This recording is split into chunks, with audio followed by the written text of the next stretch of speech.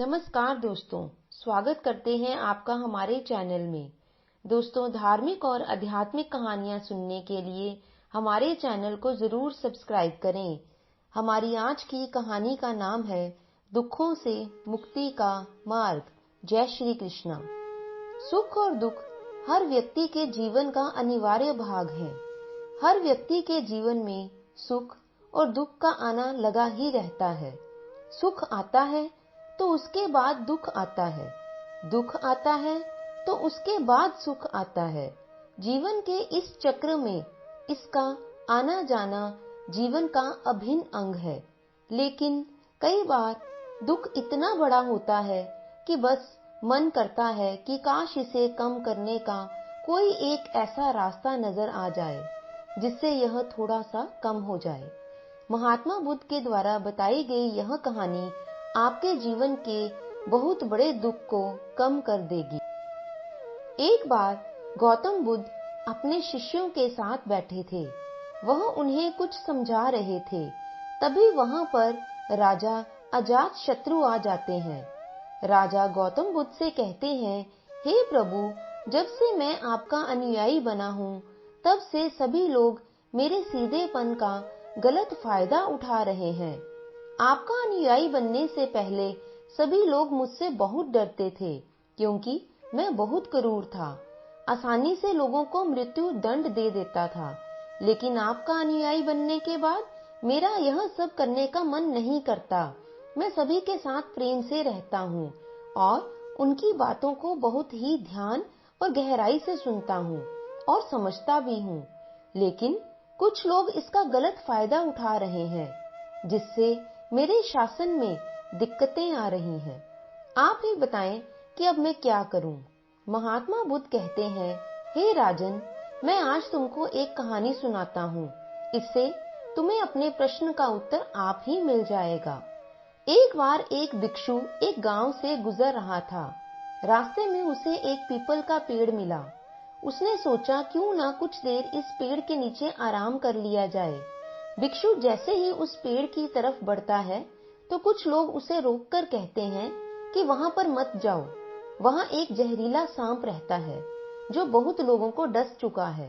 वह इतना खतरनाक है कि जो कोई भी उसके सामने आता है वह उसे डसकर मार देता है।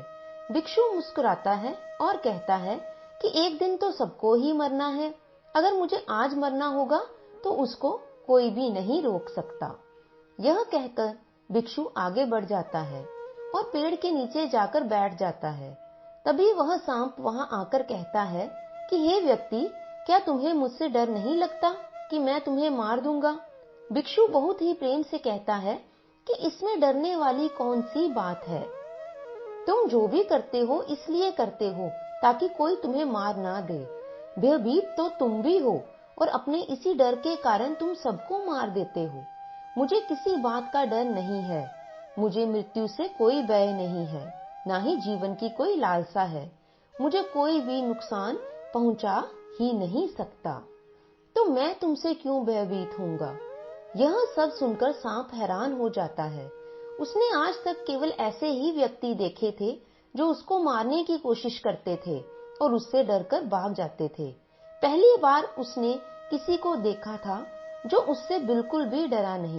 यह सब देखकर सांप उस भिक्षु के पैरों में गिर जाता है और कहता है, हे प्रभु, मैंने आज तक जो कुछ भी किया सिर्फ अपनी जान बचाने के लिए किया। यदि मैं ये रूप धारण नहीं करता तो लोग मुझे मार देते। भिक्षु ने कहा, तुम बिल्कुल सही कह रहे हो, लेकिन यदि तुम इस जीवन के मोह से मुक्त होना चाहते हो तो शांत हो जाओ। यह समझ लो कि आज नहीं तो कल यह जीवन खत्म हो ही जाएगा। जब इस जीवन ने खत्म हो ही जाना है तो इसके लिए कुछ गलत काम करने की क्या जरूरत है? इतना कहकर भिक्षु वहां से चला जाता है। सांप यह तय कर लेता है कि आज से वह कोई गलत काम नहीं करेगा।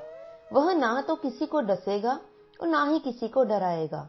उसने सभी गलत काम छोड़ दिए, लेकिन उसका उस पर उल्टा प्रभाव पड़ा।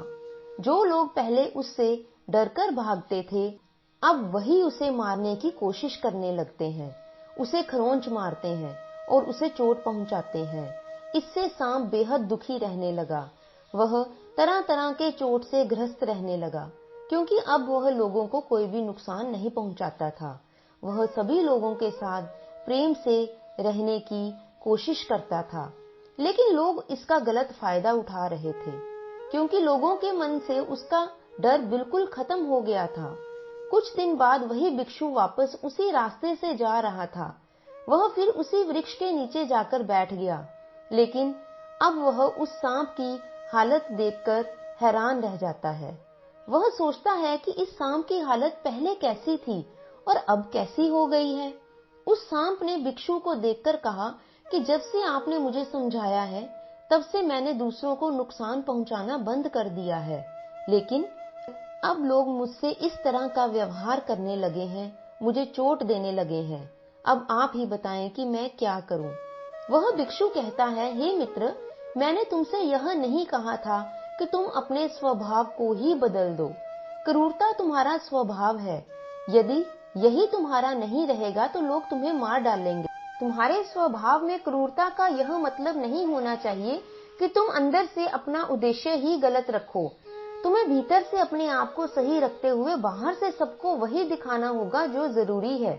सांप एक जहरीला जीव है, इसलिए लोगों के मन में उसके लिए डर होना जरूरी है, क्योंकि डर नहीं होगा तो वह तुम्हें हानि ही पहुंचाएंगे। परंतु तुम्हें भीतर से खुद को सही रखना होगा। तुम्हें लोगों को नुकसान नहीं पहुंचाना है, बल्कि उनके अंदर अपना डर ही बनाना है। महात्मा बुद्ध कहते हैं, हे राजन अजातशत्रु, तुम इससे क्या सीखे? इसका अर्थ यही है, तुम्हें खुद के स्वभाव को नहीं बदलना है, तुम्हें खुद को भीतर से बदलना है। यदि तुम खुद को प्रेम पूर्ण पाओगे, अपने उद्देश्य को अच्छा पाओगे, तो तुम्हें उससे खुशी मिलेगी। यदि तुम खुश रहोगे, तभी दूसरों को खुश रख पाओगे। इस बात की कोई जरूरत नहीं है कि तुम बाहर से क्या दिखते हो और क्या दिखाते हो। जरूरत यह है कि तुम भीतर से खुद को कैसे रखते हो, अपने भाव को कैसे रखते हो। महात्मा बुद्ध कहते हैं, अपने उद्देश्य को कभी ना भूलें। जिस उद्देश्य के लिए जीवन मिला है, वही परम सत्य है। अगर तुम अपना उद्देश्य भूल जाते हो, तो भले ही बाहर दिखाने के लिए स्वभाव कितना ही बदल दो, लेकिन जीवन में खुश नहीं रहोगे। इसलिए अपने स्वभाव को वैसा ही रखो। अपने उद्देश्य के प्रति हमेशा सच्चे और ईमानदार रहो। महात्मा बुद्ध ने इस कहानी के माध्यम से बेहद अच्छी बात बताई है कि या तो हम किसी काम को बहुत ही गहरे तरीके से करते हैं, या फिर उसे इतना कठिन बना लेते हैं कि करते ही नहीं है। यदि आप में आदत है किसी काम को कठिन बनाकर करने की, तो उस आदत को सरल बनाएं, उसे योग्य बनाएं कि आप उसे आसानी से कर सकें, क्योंकि कोई भी काम चला लेना मुश्किल नहीं होता। फर्क होता है बस उसे करने के तरीके में। जो उस काम को करने के तरीके को अच्छे से समझ आता है, वह कार्य उसके लिए सरल हो जाता है। जिससे उस कार्य को करने का सही तरीका नहीं आता है, उस व्यक्ति के लिए वही कार्य अत्यंत कठिन हो जाता है। तो बोलो जय श्री कृष्णा। तो दोस्तों, हम आशा करते हैं आपको हमारी आज की कहानी से बहुत ही अच्छी सीख मिली होगी। मनुष्यों की दुखों का कारण कोई और नहीं है, मनुष्य स्वयं ही है। यदि हम अपने दुखों से आप ही निजात पाना चाहते हैं, तो हमें इसके सरल मार्ग ढूंढने होंगे। तो दोस्तों, आशा करते हैं आपको हमारी आज की कहानी अच्छी लगी होगी। यदि अच्छी लगी है तो इसे लाइक और शेयर जरूर कीजिए, और यदि आप हमारे चैनल पर नए हैं तो इसे सब्सक्राइब करना मत भूलिए। अगली बार एक और नई कहानी के साथ आपके समक्ष उपस्थित होंगे। कहानी को अंत तक सुनने और देखने के लिए आपका बहुत बहुत धन्यवाद।